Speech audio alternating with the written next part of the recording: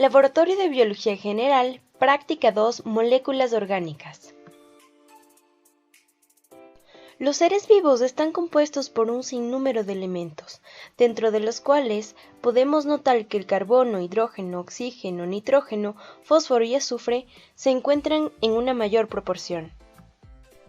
Estos elementos van a formar moléculas orgánicas como carbohidratos, lípidos, proteínas y ácidos nucleicos que componen a las células que conforman a los seres vivos.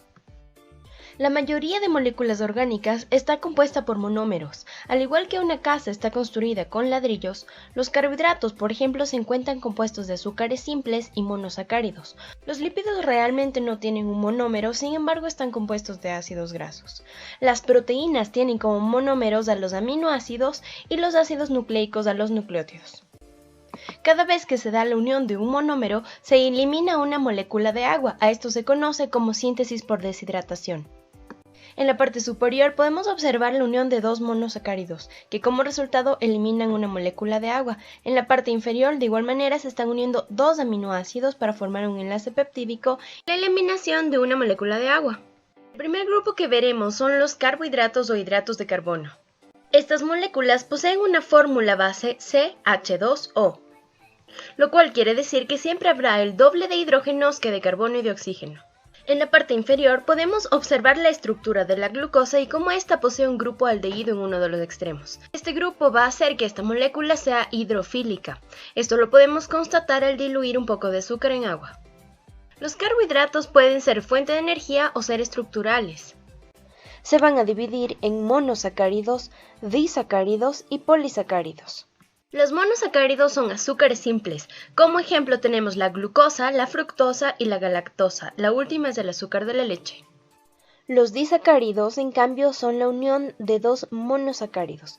Por ejemplo, la sacarosa o azúcar de mesa está conformada por la unión de la glucosa con la fructosa. Por último tenemos a los polisacáridos, los cuales están conformados por largas cadenas de monosacáridos. Como ejemplo tenemos el almidón, el glucógeno y la celulosa. Habíamos mencionado que los carbohidratos pueden ser fuente de energía y ser estructurales. El almidón, por ejemplo, es un polisacárido utilizado por las células vegetales para poder guardar energía. Se encontrará, por lo tanto, en las papas, en el maíz, en el trigo y en todos los alimentos elaborados a partir de estos vegetales, como por ejemplo el pan. El glucógeno, en cambio, es un polisacárido utilizado por las células animales para la reserva de energía. Generalmente este se encuentra en el hígado y es liberado a manera de glucosa que puede ser utilizada como energía por las células para poder contraerse y de esta manera moverse.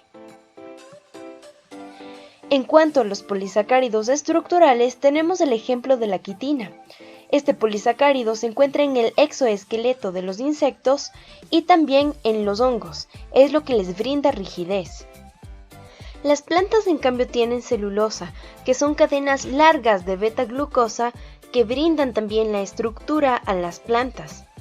El siguiente grupo que veremos son los lípidos, los cuales se pueden dividir en tres grupos: aceites y grasas, fosfolípidos y esteroides. Cabe resaltar que los lípidos son mayor fuente de energía que los carbohidratos para una célula.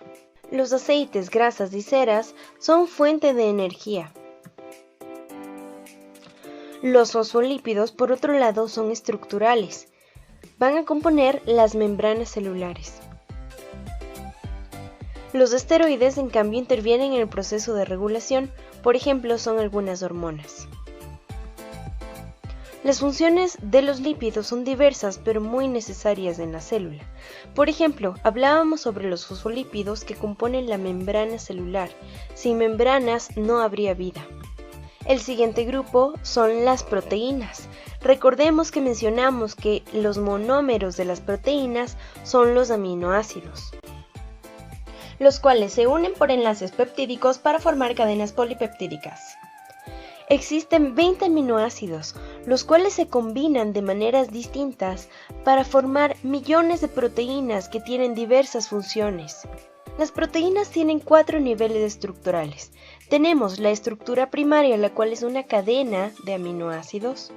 Por las interacciones químicas entre estos aminoácidos, las cadenas comienzan a plegarse. Este plegamiento conforma una estructura secundaria. El conjunto de estos pliegues llamados alfa hélices o betas plegadas van a conformar una estructura más compleja que es la estructura terciaria. Sin embargo, esta proteína todavía no es funcional. Para ser funcional, una proteína debe pasar por un proceso de maduración en el cual se añaden grupos funcionales. Las proteínas pueden ser estructurales, de transporte, pueden ser enzimas y de regulación y señalización. Como ejemplo de una proteína estructural tenemos a la queratina, la cual se encuentra en el cabello, cachos y casco de las vacas. Ojo, no confundamos a la queratina con la quitina, la cual era un polisacárido estructural. La queratina es una proteína. En la parte superior también podemos observar virus, que tienen formas bastante peculiares. Estas formas son creadas también por proteínas estructurales. Las proteínas también pueden ser de transporte. Ya veremos más adelante cómo están conformadas las membranas. Sin embargo, vale mencionar que existen proteínas que están ancladas a la membrana que permiten el ingreso o salida de sustancias. Existen proteínas que tienen la función de catalizar reacciones. Estas se conocen con el nombre de enzimas. Por ejemplo, tenemos enzimas que pueden cortar algunos compuestos. Las lipasas son las enzimas que cortan lípidos. Las amilasas son las enzimas que cortan almidones y las proteasas son enzimas que cortan proteínas. Por último, algunas proteínas son capaces de regular y señalizar dentro de la célula. Por ejemplo, la división celular va a estar ligada a la presencia de algunas proteínas en la célula. El último grupo que veremos son los ácidos nucleicos, los cuales tienen como monómeros a los nucleótidos. Los nucleótidos, a su vez, están conformados por un grupo fosfato, una pentosa, que es un azúcar de 5 carbonos, y una base nitrogenada. La pentosa de 5 carbonos puede ser una ribosa o una desoxirribosa. La ribosa va a estar presente en el ARN y la desoxirribosa en el ADN. Existen dos grupos de bases nitrogenadas, las purinas y las pirimidinas. Las purinas poseen en su estructura 2 anillos y son adenina y guanina, mientras que las pirimidinas poseen un solo anillo y en este grupo están citosina, timina y uracilo. Existen varias diferencias entre el ADN y el ARN. Por ejemplo, el azúcar pentosa en el ARN es ribosa, mientras en el ADN es desoxirribosa. La diferencia más notable es que el ARN es una cadena simple, mientras el ADN es una cadena doble que es complementaria. El ADN posee bases nitrogenadas de citosina, guanina, adenina y timina, mientras que en el ARN están presentes la guanina, citosina, adenina y uracilo. Estas 4 moléculas orgánicas pasarán a formar estructuras más complejas y serán parte de la célula. Este fue el video introductorio, te recomendamos ver el video de explicación de la práctica.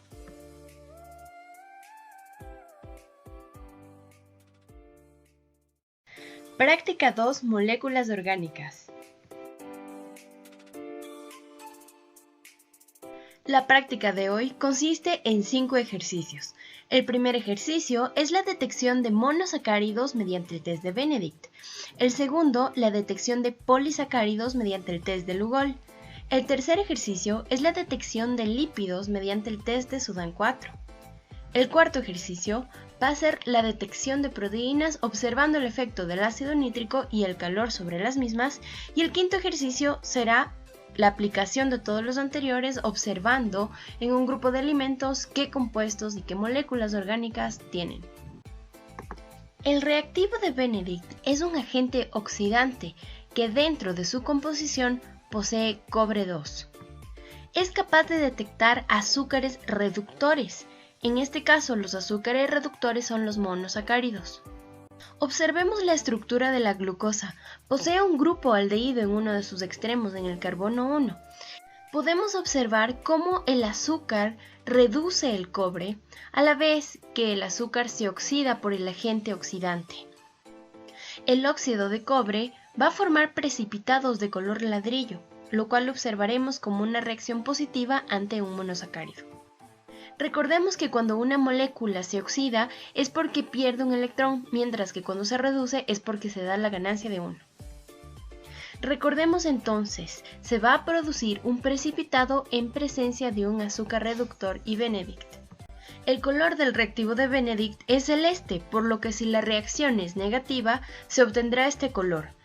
Mientras que si es que se da un cambio que puede variar desde el verde hasta el color ladrillo, se considera que es una reacción positiva. Mientras el color vaya más hacia el ladrillo, querrá decir que existe una mayor concentración de azúcares reductores. En los laboratorios clínicos suelen utilizar esta prueba para poder detectar glucosa en la orina, lo cual nos daría una idea de que existe algún tipo de enfermedad relacionada con el mal funcionamiento de los riñones como la diabetes. En el ejercicio 1 utilizaremos reactivo de Benedict, agua destilada como control o testigo, glucosa, sacarosa y solución de cebolla. Adicionalmente utilizaremos tubos de ensayo, un baño María, gotero y pinzas para tomar los tubos de ensayo.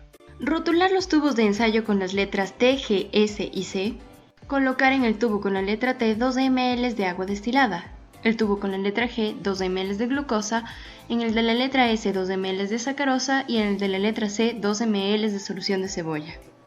En cada uno de los tubos deberemos colocar 0.5 ml de Benedict, es decir, una gota. Recordemos que el Benedict es oxidante, por lo que es importante trabajar con guantes. Una vez colocado el reactivo de Benedict, se deberá llevar a baño María por 5 minutos. El calor va a acelerar la reacción. En el cuaderno de laboratorio tendremos una tabla similar a esta, donde deberemos colocar los colores antes de colocar el Benedict, después de colocar el Benedict y una vez que el Benedict fue calentado. En el ejercicio 2 utilizaremos Lugol para poder detectar almidón, que es un polisacárido. Recordemos que los polisacáridos son cadenas sumamente largas formadas por monosacáridos o azúcares simples. El yodo que hay en el Lugol penetra entre estas cadenas de monosacáridos y como resultado nos da una coloración morada oscura o negra incluso. Sin embargo, no se da una reacción. Este proceso más bien es un proceso de inclusión, ya que el yodo simplemente se intercala. En esta imagen podemos observar cómo se ve una reacción positiva y una negativa. Tomemos en cuenta que el yodo tiene color amarillo. Rotular 4 tubos de ensayo con las letras T, A, P y G. Colocar 2 ml de cada solución. En el tubo con T, agua. En el tubo con letra A, almidón. En el tubo con la P, papa. Y en el tubo con la G, glucosa. Colocar a continuación 2 gotas de Lugol, mezclar por agitación los tubos y observar inmediatamente la reacción. Este proceso de inclusión no requiere calor. Sin embargo, para observar cuál es el efecto del calor, someteremos a baño María los tubos. Deberemos anotar los resultados antes y después del calor. En el ejercicio número 3 observaremos el efecto que tiene el ácido nítrico, el calor y el NaOH sobre proteínas. Recordemos que cuando una proteína es sometida a cambios bruscos de pH y temperatura, se desnaturaliza. La desnaturalización es la ruptura de los enlaces que mantiene a estas proteínas manteniendo su forma tridimensional. Como resultado tenemos una proteína que ya no es funcional, ha perdido su forma y tiende a observarse con la formación de precipitados, como por ejemplo cuando freímos un huevo. O cuando cocinamos carne observamos que existe un cambio de la coloración. Para esta práctica necesitaremos albumina de la clara del huevo, ácido nítrico, manejarlo con cuidado ya que es corrosivo, tubos de ensayo, un cronómetro y un gotero.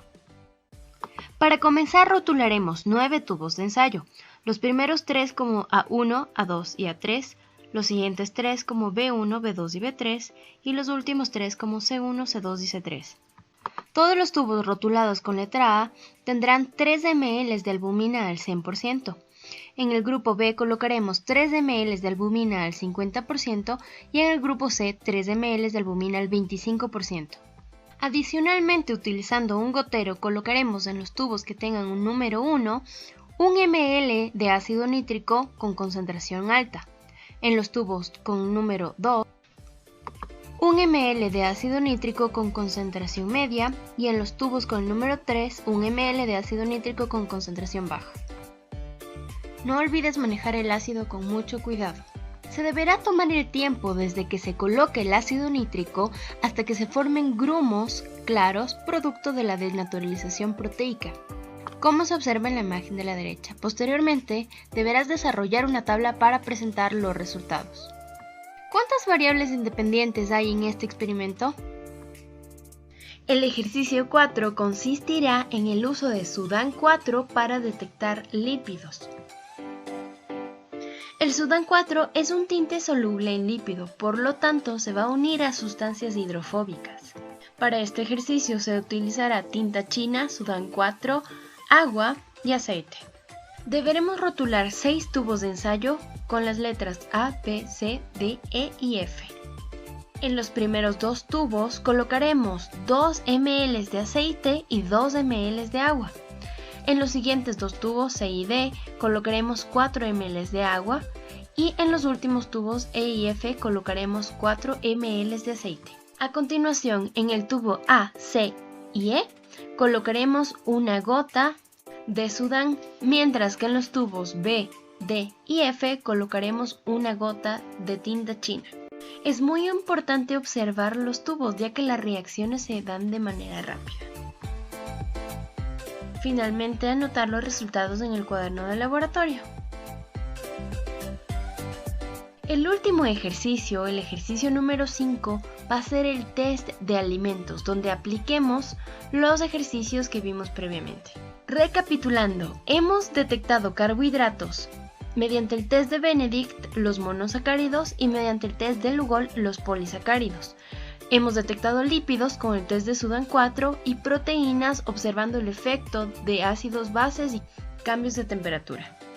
En este ejercicio vamos a trabajar con varios alimentos para poder detectar qué moléculas orgánicas poseen cada uno de ellos. Trabajaremos con yuca, cebolla, papa, queso, huevo, zanahorias, maní, banana y manzana. Deberemos cortar estos alimentos en 5 pedazos. Deberemos probar cada uno de los reactivos en un pedazo de alimento. Observar la reacción y anotar en una tabla los resultados obtenidos para cada uno de los reactivos y cuál es la interpretación. ¿Qué sucede si es que tengo Benedict positivo en una muestra? Pues querrá decir que tengo azúcares reductores en este alimento. Buena suerte con la práctica y no olvides dejar tu mesón de trabajo limpio después de terminar tu experimento.